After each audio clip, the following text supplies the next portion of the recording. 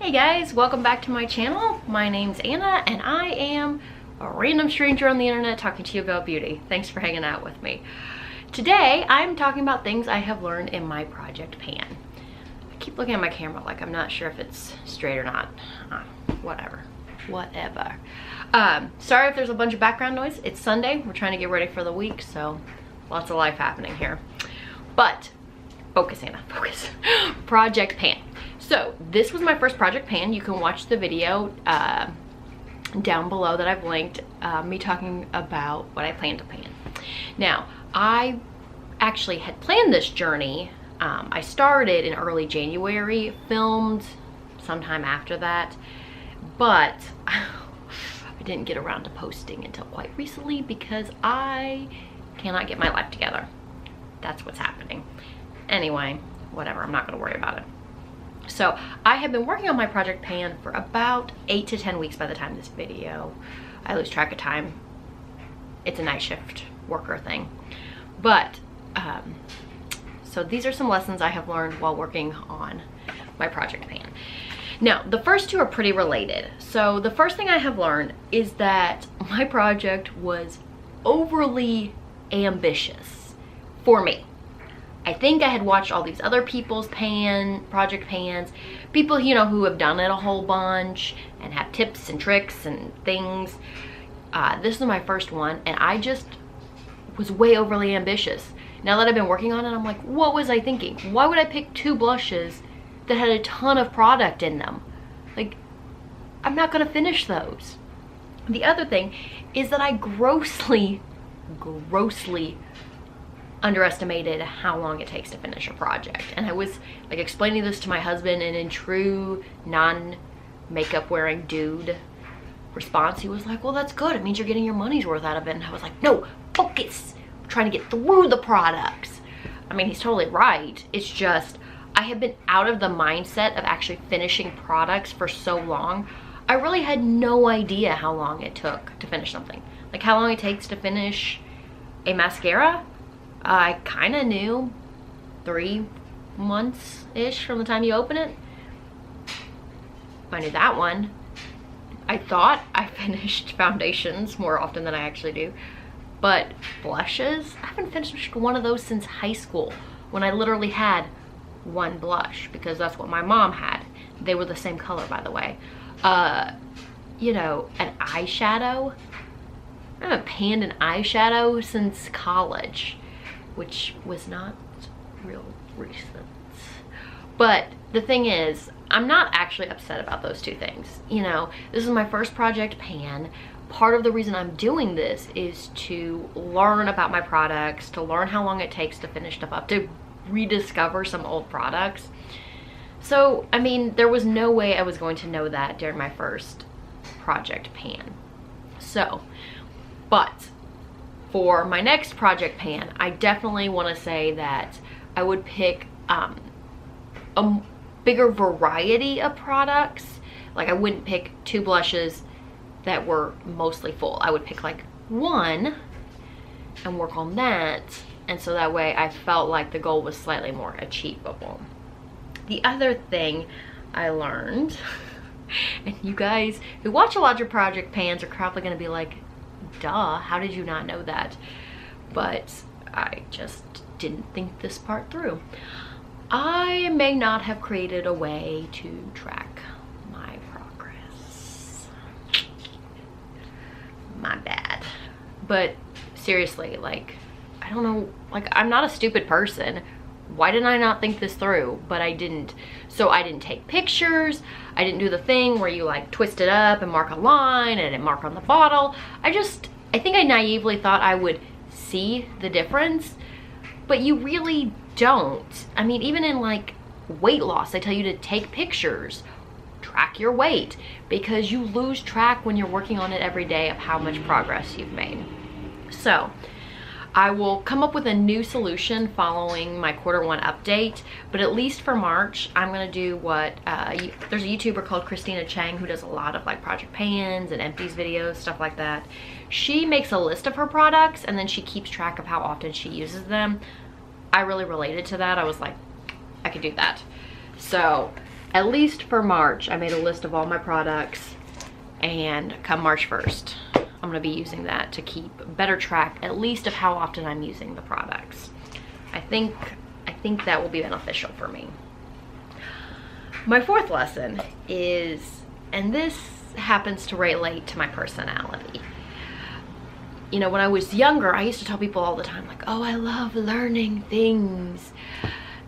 As a 30-something, you know, having a decade to evaluate my personality, I have now come to realize and admit I hate learning things. I hate it. I like knowing things, just like I hate like working on goals. I love achieving goals, you know, and I realistically know as an adult that if I want to achieve a goal, I have to work on the goal. If I want to learn or know something, I have to learn it.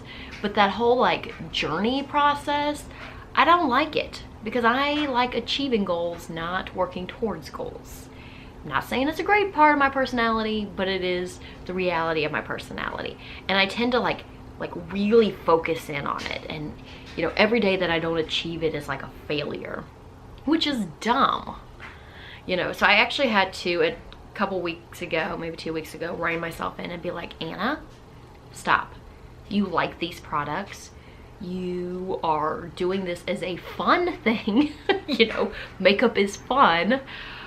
Using these products is fun. You know, so I really had to rein myself back and start to work on enjoying the process and reminding myself I have a whole year to achieve this. So if I don't hit pan in February, you know, 6 weeks after I started, it's not a big deal to relax and enjoy it. And you know what? If I don't achieve it, it's not like, you know, orphans in Uganda are going to die, or, you know, some poor species is going to become extinct. Like, if I don't finish a product, so what? This is fun, relax, enjoy it.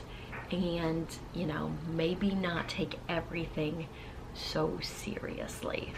That's like my goal for the whole year, not just this project. But if you are a personality like me, maybe write that on your makeup desk or on your mirror or something to remind yourself, like, using these products is fun. Don't get too intense about it. That makes you the party pooper in every scenario. So there you go.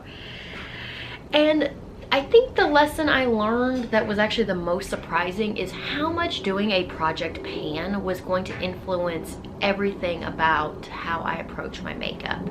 And I'm not sure if it was so much like the individual products I chose as the process of deciding to do a project pan, which meant I really delved into my makeup collection, looked for products that I wanted to use, and it just really made me realize how much of my products I don't like.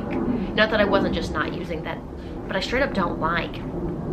I am particularly susceptible to what's called a sunk cost fallacy, which basically means, you know, in my mind, I'm like, well, I paid for these, I'm not throwing them away. But, you know, per the sunk cost fallacy, it doesn't matter. You know, the money has already been spent. The time has already been invested in buying those products. I'm not going to gain anything out of having them take up my space, my time, my emotional energy with just seeing them there.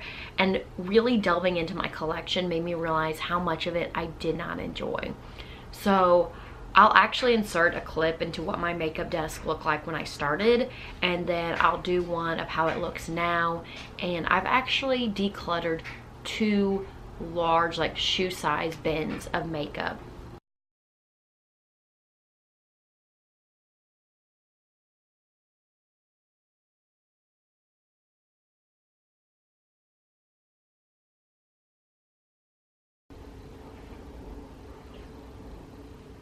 One of which I'm just tossing, and one of which I'm actually getting rid of, giving to a friend's daughter who is really just now getting into makeup and stuff like that. Basically based on whether or not the products were still good or not. But because I did that, it has reminded me, you know, every day when I open up my makeup drawer, I'm like, oh my God, I love these products, because all I have in there right now are either products that I'm really excited to try or that I'm trying, and products I really like.